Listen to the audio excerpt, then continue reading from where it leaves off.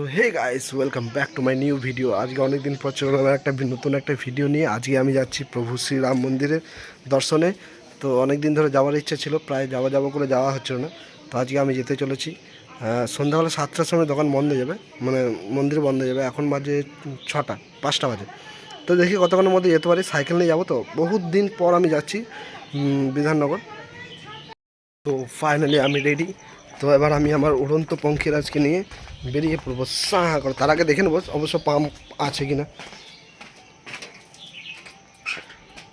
তো এই জিনিসটা হবে আমি আশা করিনি, কারণ দেখো আমি তো যাচ্ছি রাম মন্দিরের ওখানে, আমি তো রাস্তাটা চিনি না, ঠিক আছে, আশেপাশে কোথাও একটা আছে। কিন্তু এবার যার ভরসায় আমি যাচ্ছি সেই দেখছি এখন ফোনটা সুইচ অফ করে দিয়েছে। এবার আমি ওখানে গিয়ে পরে দেখলাম যে তার ফোনটা আমি লাগছে না। এবার ওর বাড়িও চিনি না, তো এবার রাম মন্দির আমি চিনি না। তো ঠিক আছে, দেখা যাক কতদূর কী করতে পারি। আপাতত যাবো, যখন বলেছি যাবো। জয় শ্রীরাম। যে ব্যানাচিতির যে লাইনটা, এটা হচ্ছে ব্যানাচিতি রোড, ঠিক আছে। ওইদিকে হলো শালবাগান, এইদিকে হলো উত্তরপল্লী, আর এইদিকে ফিরিঙ্গি। তো আমি বাঁ দিকে ঘুরে যাব, বাঁ দিকে ঘুরে তারপর প্রান্তিকা থেকে যাব।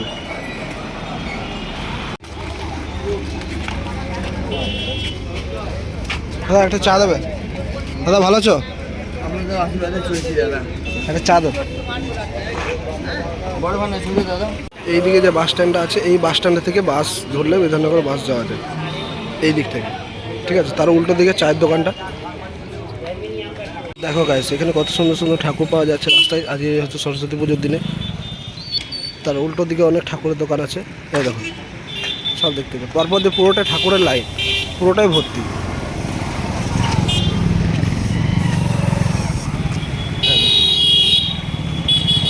হ্যাঁ, যেখানে দেখালাম অনেকগুলো ঠাকুর বিক্রি করছে, সেটা হচ্ছে ট্যাং রোডে গলাইটা, ঠিক আছে।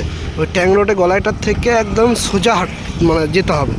এবার তার আমি সোজা যাচ্ছি, একদম সোজা। এই রাস্তাটা ধরো সোজা, কোনো দিকে টার্নিং হতে হবে না। অলরেডি এখানে 6টা বাজতে যাচ্ছে।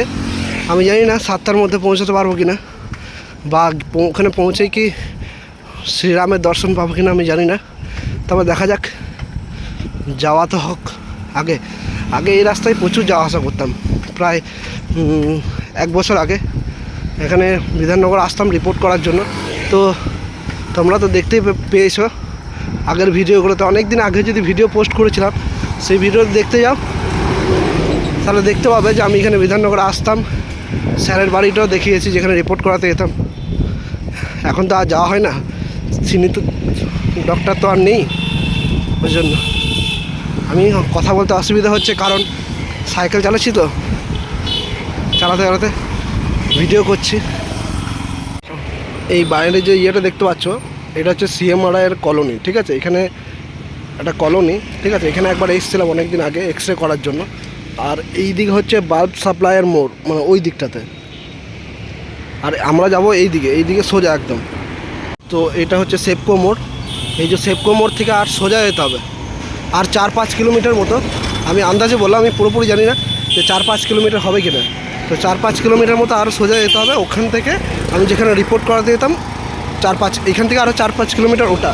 এবার ওখান থেকে রাম মন্দির কতটা সেটা আমার জানা নেই। তো যাওয়া যাক। তো এখানে হচ্ছে আরেকটা শ্রী বজরংবলীর মন্দির, আর পাশে শ্রীরাম সীতার মন্দির আছে।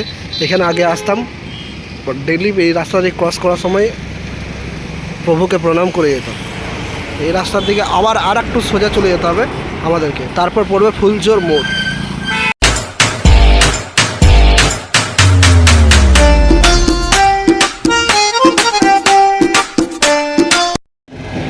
এটা হলো আরোহণ, এটা হচ্ছে ফুলজোর মোড়। এইখানটাতে ফুলঝোরের দুর্গাপুজোর প্যান্ডেল হয়, ওই যে মন্দিরটা দেখা যাচ্ছে, আর এইদিকে ফুলঝোরের সব দোকানগুলো আছে।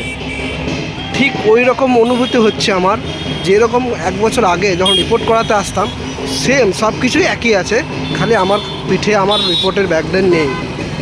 Same mobile, same headphone, same cycle, same আমি, সেম সোয়েটার, সব কিছুই একই। কিন্তু আমার কাছে আমার রিপোর্টের জন্য ব্যাগটা নেই। তো আর কিছু দূর পরেই চলে এসেছি, আর কিছুক্ষণের মাত্র রাস্তা বাকি।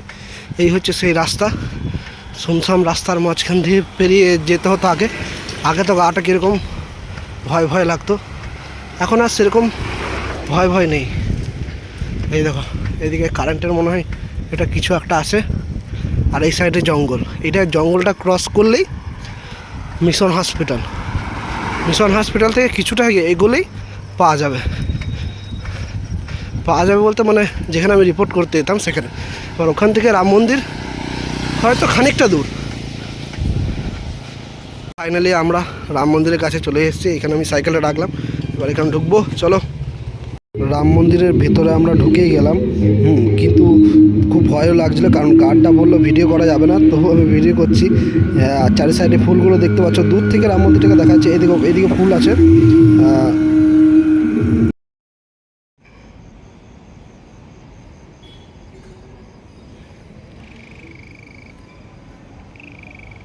ভেতরে আরতি হলো, প্রসাদ পেলাম, হনুমান চালিসা পাঠ হলো, চারি সাইডে ঘুরে দেখলাম। তারপর আমরা ওখান থেকে বেরিয়ে গেলাম। তার সাইডে রাম মন্দিরের ভেতরে ভিডিও তুলতে দিল না, কি এই ফুলগুলো তুলবো, দেখবো ফুলগুলো কত সুন্দর লাগছে বাগানটা দেখতে। ভেতরে যেহেতু ঢুকতে পারবো না, কারণ ভেতরে যেহেতু স্টাফদের ছাড়া কোনো অ্যালাউ নেই, তবুও আমি ভিডিওটা করেছি।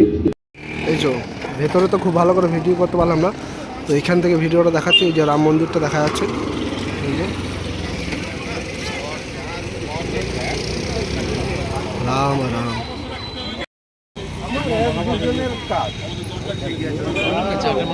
এখানে একটা দোকান আছে, চপের দোকান, তো এখানে আমরা এলাম চপ খাওয়ার জন্য। চলো, এই যে সব রাম মন্দির থেকে বেরিয়ে তো চপ, সিঙ্গারা, তো চা তো খেলাম। প্লাস তারপরে একটু দাদার সাথে অনেকক্ষণ গল্প করলাম, কারণ যেহেতু বহুত দিন পর দেখা হলো দাদার সাথে। দাদার ব্যবহার খুবই ভালো, দাদার সাথে মিশে খুবই ভালো লাগলো। পরের দিন যদি আবার আসা হয়, মানে নেক্সট সোমবার যদি আবার আসা হয়, দাদার সঙ্গে অবশ্যই দেখা করব। আজকের ভিডিওটা এইটুকুই। তোমরা দেখতে থাকো, শেয়ার করো, লাইক করো আর কমেন্ট করো। টাটা।